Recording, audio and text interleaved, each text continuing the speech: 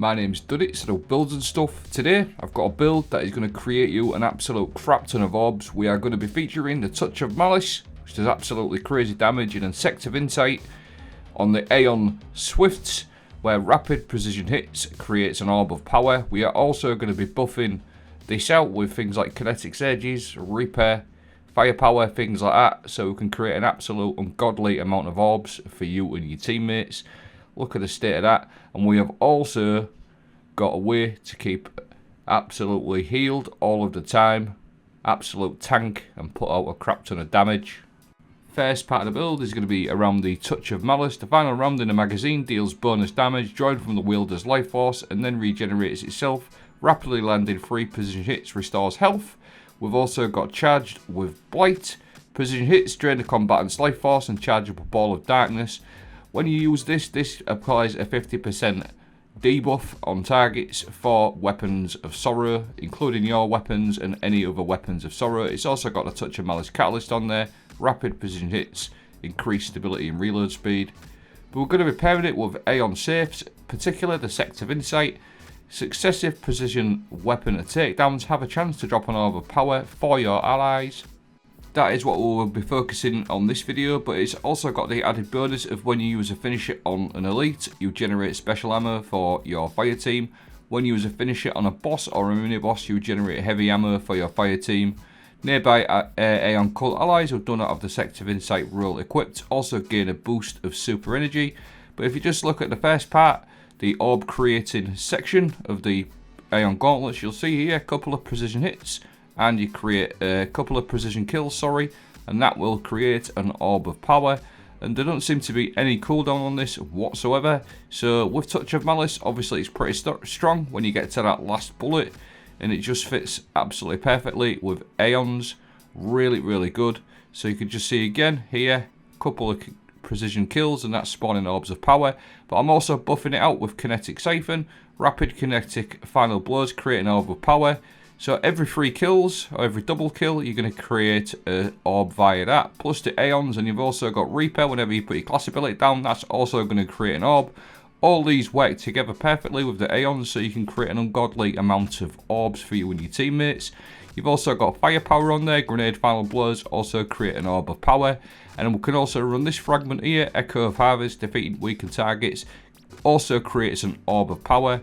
And Avoid Breach. So if you can mix these all together, throw your grenade, put your class ability down, get a couple of kills, the Aeons are all working together, and you just create so many orbs for you and your teammates. It's absolutely crazy. You get your super back as well, which also creates orbs, your Ward of Dawn. Now this fragment is perfect for Touch of Malice builds. Echo of Starvation, picking up a Void Breach like so, or an Orb of Power is instantly going to grant you Devour. So if you run over the Orb of Power or a Breach, you can literally just gain Devour instantaneously. That will heal you, and then you can just go on a rampage with Devour and just get heals. So what's it like in a GM? Well, it is pretty good. You'll see in this clip here, my friends just put a Well of Radiance down, and we had so many wells and so many bubbles in this GM because of all the orbs that we're creating. It's absolutely crazy.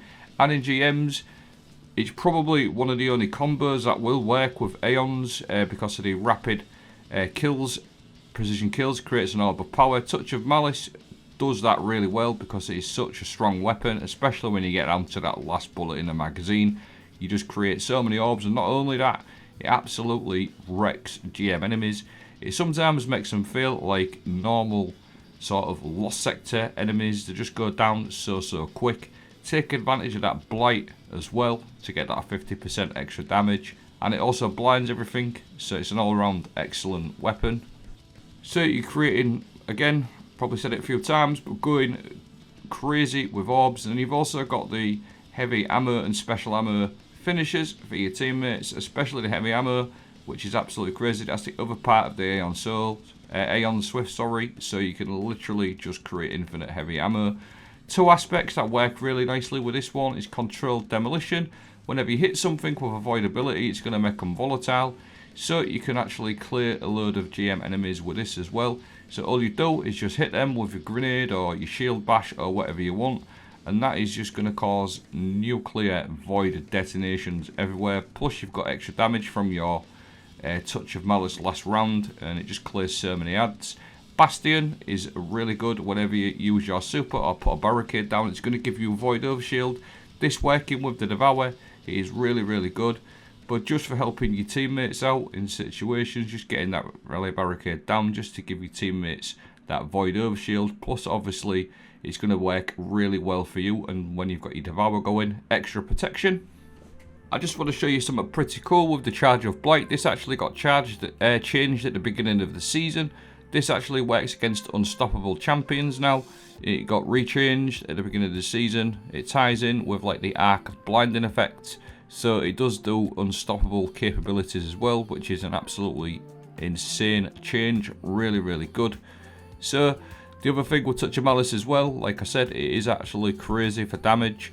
If you can sort of get yourself in a nice well of radiance or get your devour going, something like that, you can literally just stand there and just spam damage out. Absolutely nuts. I'll show you the rest of my fragments now. Echo of Undermining, your void grenades weaken targets. We have also got Echo of Harvest, defeating weakened targets creates an orb of power. Them two fragments work perfectly together. Echo of Starvation, picking up a void breach or an orb of power grants devour. All of them work perfectly together. And then we've also got Echo of Persistence, just to make your overshields and your devour have an increased duration. And once you've sort of got everything going, like grenade kill there is weakened, you're going to pick that orb of power up or void breach, and that will give you devour. You got your unstoppable blights just like that, and you can literally just go ham. Don't have to worry too much as long as you get kills, so play aggressive, get your kills, and you can also put your bubble down for that extra damage increase as well, 25%, which does stack with the blight debuff to 50% for Weapon of Sorrow weapons. So all round you can literally just go absolutely ham. That is for me the main sort of bonus of the Touch of Malice and Devour. It's not like a bonus, but it's the only way you can really use this consistently is with Devour. So that's what I wanted to do, is just set up a way to keep you being able to do this. The Touch of Malice sound is absolutely crazy. I love the sound of it. It's so good.